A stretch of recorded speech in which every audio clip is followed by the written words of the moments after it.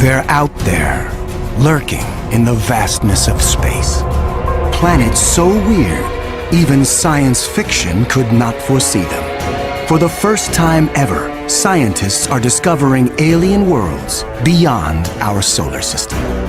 Places where ice is hot and rain is made of iron. They are uncharted, unearthly, unpredictable. And somewhere, hidden among these strange new worlds, scientists seek the greatest discoveries of all. Planets like ours, alien Earths. 35 seconds. Storage tank press closed. March 6, 2009. 22 seconds. Later, GN2 pressure go. This Delta II rocket is going through its final pre-flight check. 71.3. Drop 1. Engine start, 1, 0, and liftoff. It is the start of an extraordinarily ambitious mission.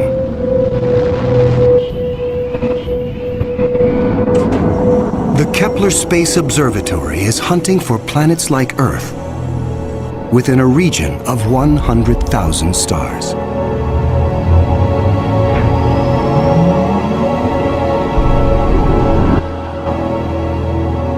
It is the culmination of a journey that began more than a decade ago with one of the most profound scientific discoveries ever made.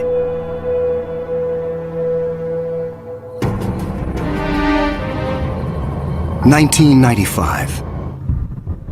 Swiss astronomer Michel Mayor and his team make a routine observation of stars in the constellation Pegasus, located 50 light-years away. But the instruments show something strange. One star is violently lurching and wobbling. What we discovered, it's one of these stars have a velocity changing with time. What is powerful enough to disturb a star the size of our sun? Mayor offers a radical answer: a planet. But no one has ever seen a planet around another sun-like star. Problem in detecting planets around other stars is that as a planet orbits a nearby star, that planet gets lost because of its feeble light in the glare of the very bright star. In spite of the odds, Mayor relies on his data and is convinced the wobbles are caused by the gravitational pull of an orbiting planet. When I read this claim from Michel Mayor, I was very skeptical. There had been many false claims of the first planet ever discovered around another star, and I thought to myself, oh boy, here we go again.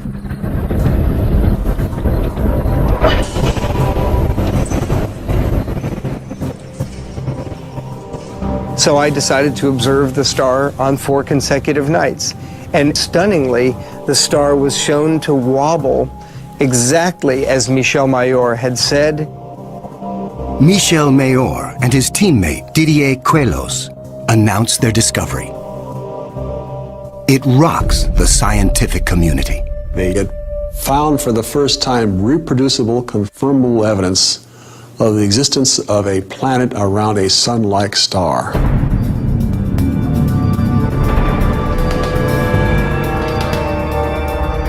Officially called 51 Pegasi b, the planet is nicknamed Bellerophon in honor of the Greek hero who tamed the winged horse Pegasus.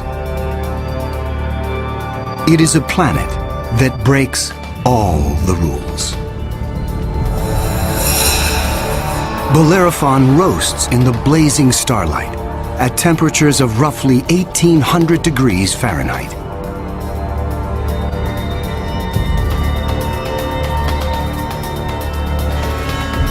It is nearly 150 times more massive than Earth and is a gas giant like Jupiter. A gas giant is a planet made mostly of hydrogen and helium. Only the outer layers are gas, but inside, hydrogen and helium is compressed to huge, huge, huge pressures that doesn't resemble a gas at all. Unlike anything found in our solar system, this is an entirely new class of planet, what scientists call a hot Jupiter. If you go to Hawaii and see the lava flow there, that's how hot a hot Jupiter is. It's very, very hot. The Earth is a comfortable 93 million miles away from the Sun. These hot Jupiters are roughly 100 times closer, and so the amount of sunlight that they get is 10,000 times larger. If this represents a star, and this a hot Jupiter is 3 to 4 stellar diameters away from the star. So that would be 1, 2, 3. This is how close a hot Jupiter would be to its star. Hot Jupiters are tidally locked. They present the same face to the star at all times, just like the moon does to Earth.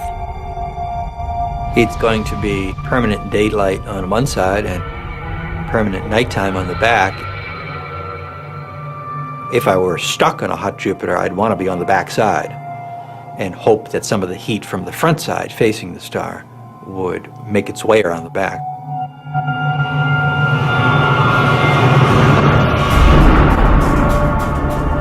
The variations in temperature make Bellerophon's atmosphere extremely windy. The wind howls at thousands of miles per hour, far beyond anything we could ever withstand. The heat blast guarantees water vapor cannot exist. But that doesn't mean there is no rain. It's far too hot for water liquid clouds to form here.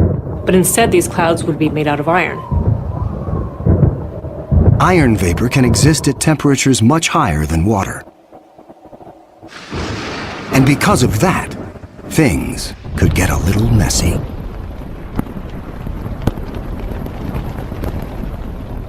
You better have an umbrella that's pretty sturdy, because the iron is going to start coating your umbrella very rapidly and making it extremely heavy and just crush that umbrella.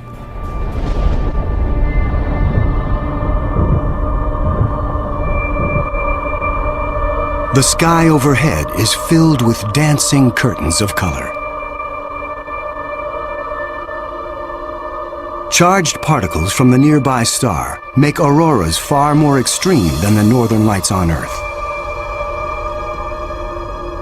There is something even more unique about this newly discovered world. Bellerophon orbits its sun in a blistering 4.2 days. No self-respecting planet goes around a star in 4.2 days. None of the planets in our solar system take such a short amount of time. For scientists, the tiny orbit challenges long-held notions of how planets form. The fact that the planet was orbiting every 4 days was a total puzzle until one night in the middle of the night I woke up and said, well, this must be proof that planets migrate inwards. They don't stay put where they are. The key to the puzzle is found in how planets are made. Planets are a byproduct of star formation. When stars form, they have a disk of dust and debris around them, and out of that debris, planets form. Much of what we know comes from Hubble's Space Telescope, as it aims at regions like the Eagle Nebula. This interstellar cloud is studded with collapsing disks of dust and gas. A giant clump grows in the center of each disk. Temperatures reach a searing 18 million degrees. The same nuclear fusion that powers our sun is unleashed.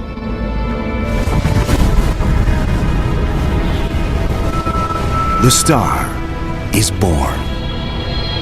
Radiation from the star generates a stellar wind that sweeps away leftover dust and debris. Some of the dust survives, and remains in orbit around the newborn star. Over millions of years, the dust sticks together, forming knots that grow into asteroids, and the asteroids grow into planets.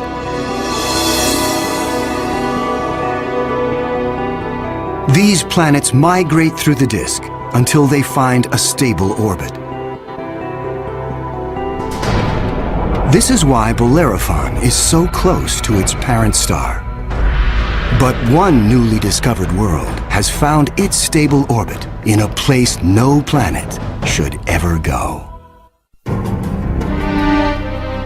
2001. Hubble Space Telescope is directed to an obscure star some 150 light-years away from Earth, in the constellation of Pegasus.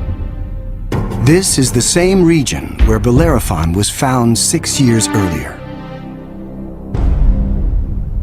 Hubble is tracking another hot Jupiter, discovered by astronomer Jeff Marcy.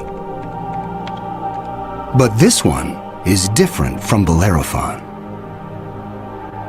You've probably heard of the planet HD 209458b. It's a terrible name. A terrible name for a terrible place. HD 209458b has been dubbed by some as Osiris, after the Egyptian god of the dead.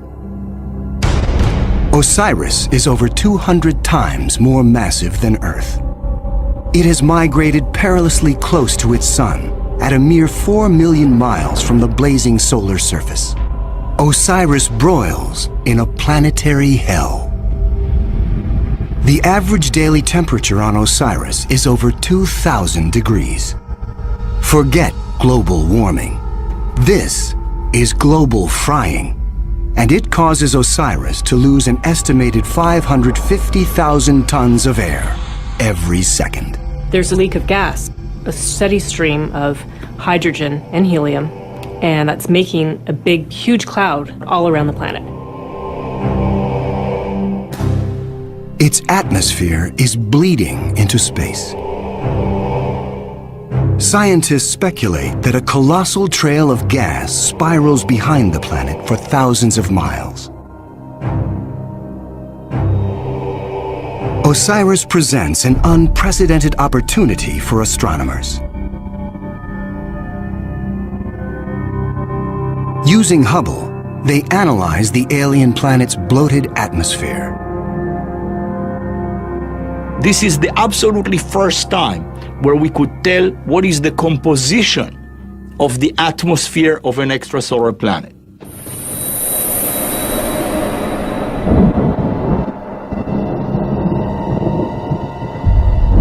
Surprisingly, Hubble detects many of the basic chemicals needed for life. Sodium, carbon, hydrogen, and oxygen. But Osiris is far too hot for life as we know it. There may be other forms of life, however, that thrive on higher temperatures. But there's no solid surface as we know it on a hot Jupiter. So this life would have to be just tiny little microbes floating around on aerosols. And on our own Earth, we have life that floats around in our atmosphere. But that life didn't start there. So life almost certainly would not exist on hot Jupiters. Astronomers have discovered many hot Jupiters since Bellerophon was found in 1995. But conditions on these worlds rule them out as places where the drama of life can unfold.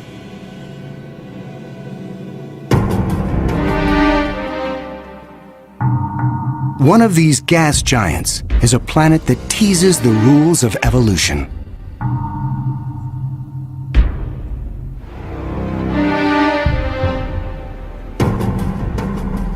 Astronomer Jeff Marcy discovers something shocking about a planet orbiting a star called 16 Cygnus b, located some 70 light-years away in the constellation of Cygnus, the Swan.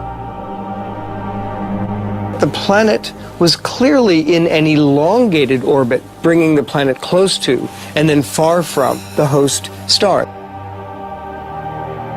And this, of course, defied our expectations based on our own solar system, where all of the planets go around our sun in nearly circular orbits like phonograph grooves in a record.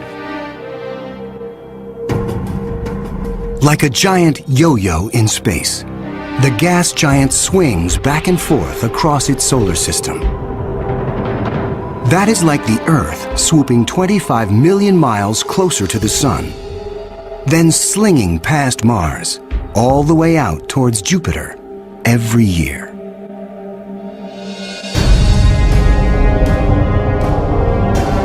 And like all of the gas giants in our solar system, this yo-yo planet might have an entourage of moons. Marcy speculates that one of these moons could be similar to Earth. And here's where the interesting story begins. Imagine a rocky moon with lakes, oceans, maybe streams and waterfalls on the surface. The moon orbiting its planet, the two of them orbiting the host star. Unlike the airless moon that circles the Earth, this moon is a world with extreme seasons. On Earth, the seasons are caused by the tilt of our planet. Here, they are caused by the elongated orbit. These poor planets that are in these elongated elliptical orbits suffer terrible changes in their climate throughout a year. As they make their closest approach, the yo-yo planet and its moon are blowtorched by the star. Summer begins. The atmosphere on the Earth-like moon is savaged with raging storms. Category 5 hurricanes on Earth are tiny eddies compared to the monster vortexes that form here.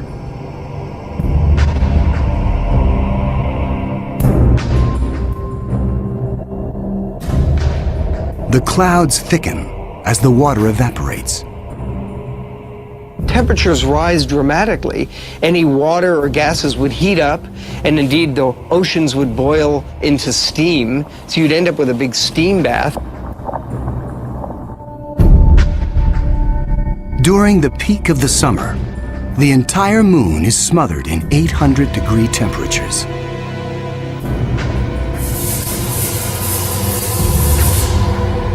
This is the closest approach to the star. During its 26-month orbit, the summer season is barely 2 months long. But what a season! The planet and its moon swing away from the furnace of the star. Temperatures fall to ranges we would find temperate and comfortable.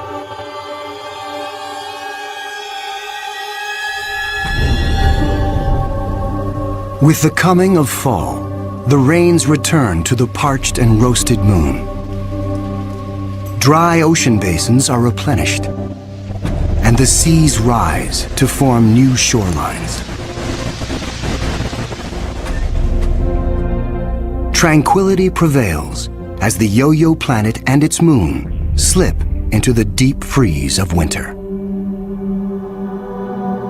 Now, over 200 million miles from the star, the daytime sky is dark.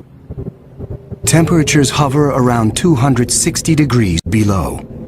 Winters are long, lasting 17 months. With the coming of spring, the sun looms large in the skies over this hapless moon as the ice cracks and melts violently. Huge icebergs calve into a stormy and fast-rising ocean.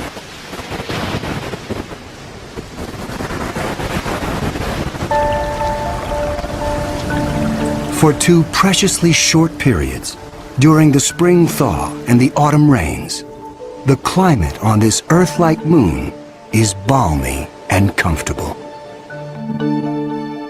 At a distance of 93 million miles from the star, roughly the same distance as Earth from the Sun, the elliptical orbit of this planet and its moon crosses an area around the star some scientists call the Goldilocks zone. The conditions here are just right for life. If you're too close to the star, then it's too hot. If you're too far away, then it's going to be too cold and everything's going to be icy. But then if you're right in the middle, it's just right. Every star has a Goldilocks zone. Where that zone is depends on the size and temperature of the star. In our solar system, Venus marks the inner boundary and Mars the outer boundary. Earth and its abundance of life is right in the middle. The Yo-Yo planet passes through the Goldilocks zone twice a year. For 3.5 months during the spring as it races inbound, and again in the fall for 3.5 months as it hurtles back into the colder reaches of space. Could life survive the conditions outside the Goldilocks zone? There could be life forms that are smart enough to hibernate, as do animals on the Earth during the winter season. If this sounds fantastic, I offer you the tidal zones on the Earth. On the tidal zones, life proliferates, of course, near the seashore, and they do so despite tides. The water coming in, covering many of the life forms, the water going out at low tide, and yet those species survive perfectly well. The strange cycle of the Yo-Yo planet's orbit creates fleeting conditions suitable for life, but also for death. Some alien planets are even more bizarre. Imagine a world that has no star to orbit. Scientists speculate that our galaxy is teeming with rogue planets, adrift in the murky lanes of interstellar space. These are orphaned worlds, planets that are booted from their solar systems by the chaos of planetary migration. Astronomers call such worlds planemos. Planemos are planets without a star. They're just drifting through the galaxy indefinitely.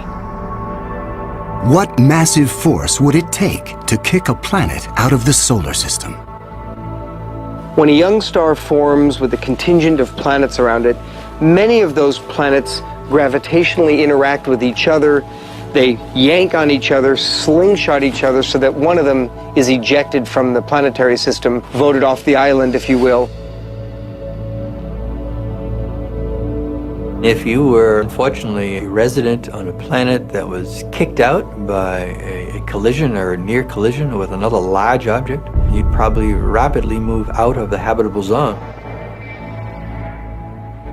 There are hundreds of billions of these lost, wayward, poor, wandering planets out in our Milky Way galaxy with no parent star to warm them up. Cold, dark, quiet. Because planemos have no sun, they are worlds without days or years. They keep vigil through an eternal night. Planemos are solitary wanderers, sentinels of the galaxy. Just because it's out there drifting in space doesn't mean a planemo is dead. If the planemo is a rocky world, it could well have life on it. A small rocky planemo without an atmosphere will slumber in extreme cold, far colder than the coldest winter day on our own South Pole. But a planemo large enough to retain an atmosphere traps the heat generated when the planet was first formed. It is the ultimate greenhouse effect. The heat and energy comes from the molten core deep inside the lonely planet. If the planemo is a gas giant like Jupiter, it may have a system of moons. The gravitational pull between the planemo and its moons creates friction. causing the interior of the moons to stay warm. These moons could also have life on them, in the same way that Jupiter's moon Io has volcanoes and has a lot of heat energy being generated by interactions with Jupiter and the other moons. If anything lives here, it will be single cells, like common bacteria found on Earth. Not complex life forms. Without a sun to provide photosynthesis, these tiny organisms derive their energy from the chemistry in the soil of the planemo, or its moon.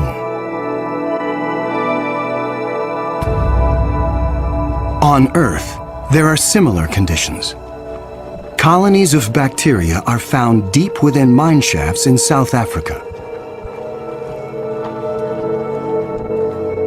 They have no access to oxygen nor light and survive entirely on the chemicals they make from the surrounding dirt. Their metabolisms are extremely slow, and they reproduce only once every 1,000 years. If life dwells on a sunless planemo, it could be organisms like them, marooned when their planet was young. While planemos slumber undisturbed, there are worse places to be in the universe. Like in the company of this lethal pulsar, some 980 light-years from Earth, in the constellation of Virgo. From afar, a pulsar looks like a blinking light. But up close, pulsars machine gun their surroundings with deadly radiation. They are no place for planets. Yet something interferes with the precision of this pulsar. One explanation is that the anomaly is caused by a planet.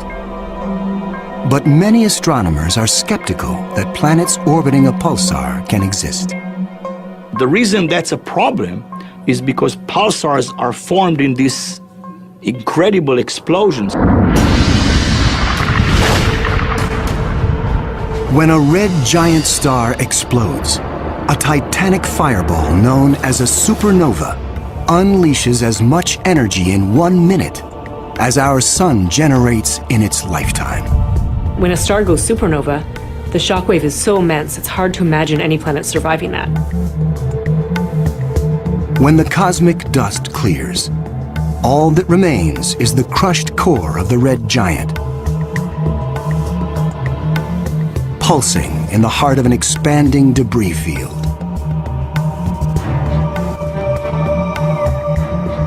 Matter blasted from the colossal explosion falls back to the pulsar and forms a disk. Within this chaos, a new world arises, born of fire and destruction, a planetary zombie raised from the carcass of the former red giant star. It's amazing that planets could form in that environment. A planet